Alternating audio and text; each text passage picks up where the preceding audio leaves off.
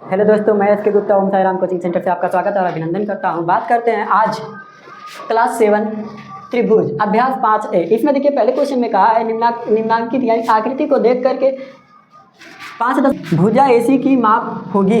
तो भुजा AC की माप क्या होगी? यानी देखिए BC बराबर 8 सेंटीमीटर, AB बराबर 6 सेंटीमीटर, AC बराबर क्या होगा नहीं पता। तो इसे सॉल्व करने का हमारा पाइथागोरियन ट्रिक ये कहता है कि आप ऐसे लिख सकते हैं AC का स्क्वायर बराबर BC का स्क्वायर प्लस AB का स्क्वायर। अब कह दीजिए सर ये आगे होगा ये पीछे हो, कोई फर्क नहीं पड़ता, हमको सिर्फ जोड़ना है, ठीक है। तो अब AC बराबर क्या लिखेंगे? x का स्क्वायर बराबर यहाँ पे क्या करेंगे 8 का स्क्वायर प्लस यहाँ पे क्या करेंगे 6 का स्क्वायर। थोड़ा सॉरी हमने मार्कर चेंज नहीं किया, आप देख लीजिए कोई दिक्कत नहीं है। इसको क्या करेंगे 6 का स्क्वायर बराबर, अब हम यहाँ पे लिख सकते हैं x का स्क्वायर और यहाँ पे 64 प्लस 6 का 36। अब इन दोनों को जोड़ेंगे तो क्या आएगा हमारा 100। देखिए 6 4 10, 36 9 1 10, x स्क्वायर बराबर 100। तो x बराबर क्या होगा 10 सेंटीमीटर। यानी आपका कौन सा ऑप्शन सही होगा? ऑप्शन नंबर बी, ठीक है। पहला क्वेश्चन कंप्लीट होता है। अब हम बात करते हैं क्वेश्चन नंबर 2। क्वेश्चन नंबर 2 भी हमारा इसी प्रकार से सॉल्व होगा। आइए हम देखते हैं, इसे इरेज करते हैं, ठीक है। इसे इरेज करते हैं, फिर से क्या करते हैं आकृति 5.18 में कोण A समकोण है, यानी कोण A जो है समकोण है, यानी A हमारा 90 डिग्री है। उसी प्रकार से यहाँ पे कौन सा समकोण था B, तो ये हमारा 90 डिग्री था, ठीक। तो ये हमारा 90 डिग्री है, तो हमको डिग्री से नहीं मतलब है, रेखाओं को पता करना है, रेखा लाइन इसकी लंबाई कितनी होगी वो पता करना है। तो देखिए AB की माप बताइए, यानी इसकी माप बताना है। तो आप बताइए आप क्या करेंगे? AB की माप ज्ञात करना है तो आप इसे क्या मान लेंगे? आधार, ये ऊंचाई और ये कर्ण हो जाएगा। तो अब इसे आप ऐसे लिख सकते हैं AC का स्क्वायर, ठीक, बराबर BC प्लस AB। तो आपका AC बराबर क्या है जरा ध्यान दीजिए,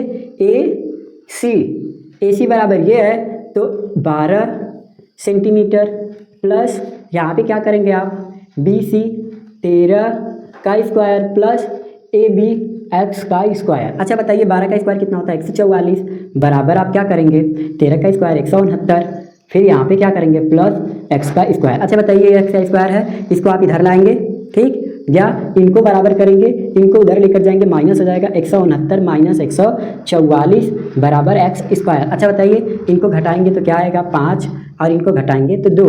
अब यहाँ पे एक में से एक बराबर x स्क्वायर बराबर अगर 25 तो x बराबर क्या होगा? x बराबर 5 सेंटीमीटर। अच्छा बताइए 5 सेंटीमीटर ऑप्शन में कौन सा है? ऑप्शन नंबर तीसरा। अब हम क्या करते हैं, बात करते हैं क्वेश्चन नंबर 3। क्वेश्चन नंबर तीसरे में देखिए कुछ त्रिभुजों के आकार दिए हुए हैं। क्या दिया गया है? कुछ त्रिभुजों के आकार दिए गए हैं, इसे देखकर रिक्त स्थानों की पूर्ति करना है। जरा देखिए 4x स्क्वायर प्लस 7 स्क्वायर। अब यहाँ पे क्या है x, हमको मान नहीं दिया गया है तो यहाँ हम क्या भर देंगे x का स्क्वायर, ठीक है। उसी प्रकार से यहाँ 5 का स्क्वायर, तो अब ये देखिए 5 का स्क्वायर तो फिर प्लस होगा, यहाँ पे क्या भरा जाएगा 5 का स्क्वायर, क्योंकि a स्क्वायर बराबर यहाँ पे दिया हुआ है, ठीक है। उसी प्रकार से हम तीसरा में बात करें तो 13 का स्क्वायर माइनस 7 का स्क्वायर। अब यहाँ क्या भरा जाएगा p का स्क्वायर, ठीक, जो नहीं दिया गया उसी का स्क्वायर करना है। अब यहाँ पे देखिए y का स्क्वायर बराबर 10 का स्क्वायर, अब यहाँ पे माइनस दिया हुआ है, फिर क्या होगा 8 का स्क्वायर, ठीक। अब हम बात करते हैं क्वेश्चन नंबर 4 में कहा है एक त्रिभुज ABC में कोण ABC समकोण है। यदि AB बराबर 7 सेंटीमीटर और BC बराबर 24 सेंटीमीटर तो AC की लंबाई ज्ञात कीजिए। कोई दिक्कत नहीं है, आप ये आधार लंब कर्ण, तो आप इसे ऐसे कर सकते हैं AC का स्क्वायर बराबर AC क्यों CA कह दीजिए, इसमें CA पूछा ना, CA का स्क्वायर बराबर आप लिख सकते हैं BC का स्क्वायर प्लस AB का स्क्वायर। तो अब AC का हमको नहीं पता है, x है तो x रख लेते हैं, बराबर BC का क्या दिया हुआ है? BC का दिया हुआ है 24 का स्क्वायर प्लस अब यहाँ पे क्या है 7 का स्क्वायर। तो अच्छा बताइए आप क्या करेंगे? 7 का स्क्वायर आप ऐसे 49 लिख सकते हैं प्लस 24 का स्क्वायर, यहाँ पे x स्क्वायर बराबर 24 का स्क्वायर कितना होगा नहीं पता तो आप ऐसे कर सकते हैं 24 गुणे 24, 4 चौक के 16, 4 दूनी 8 1 9, 4 दूनी 8 और 2 दूनी 4, ऐसे करके 6 9 8 17, 4 1 5, कितना हुआ 576। आप ऐसे 576 लिख सकते हैं। एक बार फिर से देख लो, 4 चौक के 16, 4 दूनी 8 1 9, 2 चौक के 8, 2 दूनी 4, 6 9 8 17, 4 1 5, ठीक। अब इन दोनों को आप जोड़ देंगे, तो जब इन दोनों को आप जोड़ेंगे तो क्या होगा 9 6 15, 7 4 11 1 12 और देखिए यहाँ पे क्या है 5 और 1 6। अच्छा बताइए x स्क्वायर बराबर 625, तो x बराबर क्या हो जाएगा 25, क्योंकि 25 गुणे जब 25 करेंगे आप तो यह 625 होगा, यानी AC बराबर, अब आप लिख सकते हैं CA बराबर 25 सेंटीमीटर, ये आपका आंसर हो जाएगा। ठीक है, अब हम बात करते हैं क्वेश्चन नंबर 5।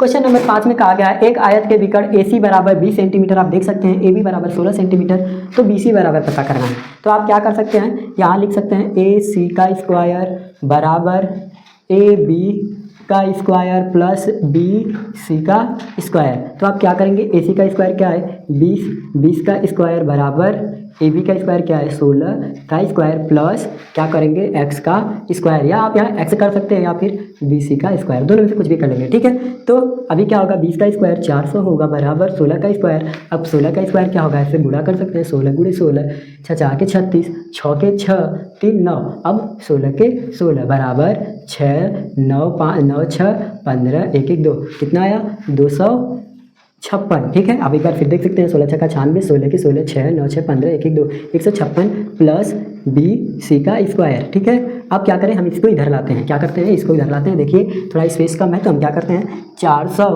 माइनस 256 बराबर BC का स्क्वायर। तो इसको घटाएंगे तो 10 10 में से, देखिए इसको घटाएंगे 10 10 में से 6 गया 4, यहाँ पे 9 4, और यहाँ पे क्या बचा 3, 3 में से 2 गया 1, यानी BC का स्क्वायर बराबर कितना, BC का स्क्वायर। अब BC स्क्वायर बराबर 144, तो BC बराबर क्या हो जाएगा 12 मीटर, क्या हो जाएगा 12 मीटर हमारा आंसर। ठीक है, अब हम बात करते हैं क्वेश्चन नंबर 6। क्वेश्चन नंबर 6 के लिए हमारे पास थोड़ा स्पेस की कमी है, तो हम क्या करते हैं कि इसे इरेज करते हैं, आप लोगों को समझ में आ गया होगा। बात करते हैं अब हम क्वेश्चन नंबर 6। क्वेश्चन नंबर 6 में देखिए क्या कहा गया है, क्वेश्चन नंबर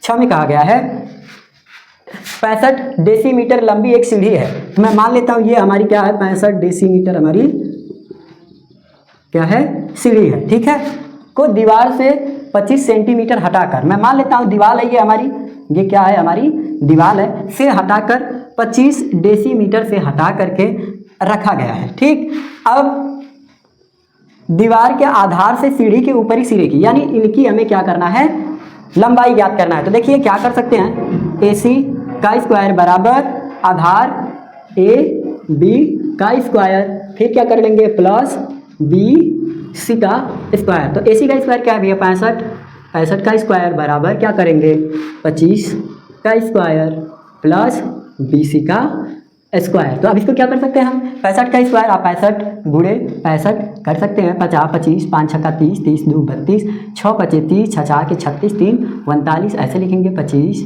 और 9 3 12 3 1 4। अच्छा फिर से देख लीजिए 50 25 5 5 6 का 30 2 32, 6 5 30, 6 4 36, 3 39, 0 5 9 3 12 3 1 4, यानी आप यहाँ पे लिख सकते हैं 42 25 बराबर 625 प्लस BC का स्क्वायर। तो अब इसको क्या करेंगे, इसमें से घटाएंगे, यानी 42 25 माइनस 625 बराबर BC का स्क्वायर। तो अब इसको क्या करेंगे हम घटाएंगे तो यहाँ 0 बचेगा, इसको घटाएंगे तो यहाँ 0 बचेगा। अब यहाँ पे क्या है, यहाँ पे देखिए यहाँ पे क्या है 2 है, यहाँ पे 6 उधार लेंगे, 12 में 6 गया 6, यहाँ पे 3 बचा, यानी 3600 बराबर यहाँ पे क्या है BC का स्क्वायर। तो ये किसका स्क्वायर है 6 का, तो यहाँ क्या हो जाएगा 0, क्या हो जाएगा 0, इनमें से एक लेंगे ये। अब हम कह सकते हैं BC बराबर 60 मीटर। क्या है मीटर था इस सवाल में, नहीं मीटर नहीं था, क्या था यहाँ पे DC मीटर बराबर हमारा क्या हो जाएगा आंसर, किसके बराबर BC बराबर। ठीक है, अब हम बात करते हैं क्वेश्चन नंबर 7। ठीक है, अब इसको भी इरेज कर देते हैं, आपको समझ में आया होगा। अब हम बात करते हैं क्वेश्चन नंबर 7 की तरफ चलते हैं, देखते हैं 7 में क्या कहा। 7 में कहा है 26 मीटर लंबा एक तार है, मैं मान लेता हूँ ये हमारा क्या है 26 मीटर लंबा एक तार है, उसका एक सिरा 24 मीटर ऊंचे खंभे पे, मैं मान लेता हूँ ये हमारा खंभा है, फिर से बांधा है, तो वो बांधा है, दूसरा सिरा जमीन पर है, तो देखो मैं मान लेता हूँ ये खूंटा है जमीन पर है, खंभे और तार के निचले सिरे के बीच में, इनके बीच यानी इसकी दूरी आपको बताना है। तो इसके लिए फिर हम क्या कर सकते हैं, यानी AC का स्क्वायर बराबर AB का स्क्वायर प्लस सी का स्क्वायर। अब इसको क्या करेंगे, ए सी बराबर हमारा क्या है 26, 26 का स्क्वायर बराबर ए बी बराबर क्या है हमको नहीं पता, ए बी बराबर स्क्वायर प्लस बी सी बराबर हमारा दिया है 24 का स्क्वायर। अब हम क्या करें, 26 का स्क्वायर अगर आपको क्यूब नहीं याद है तो आप फिर कर सकते हैं 26 गुणे 26, 6 4 के 36, 6 दूनी 12, 12 3 15। देखो 6 36, 6 दूनी 12 3 15, 2 छक्का 12, 2 दूनी 4 1 5। अब इसको जोड़ देंगे 6 7 6,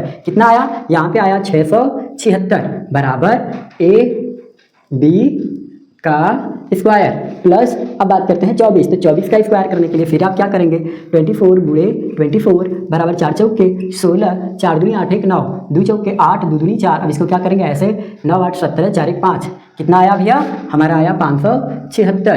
ठीक है, अब क्या करें हम इसको इधर लाते हैं तो 676 माइनस 576 बराबर ए बी का स्क्वायर। तो इसको क्या करेंगे घटाएंगे 0 0 1, यानी 100 ए बी का स्क्वायर बराबर 100, तो ए बी बराबर क्या हो जाएगा 10, और ये 10 क्या हो जाएगा हमारा मीटर, ये हमारा हो जाएगा आंसर। ठीक है, अब हम बात करते हैं क्वेश्चन नंबर 8।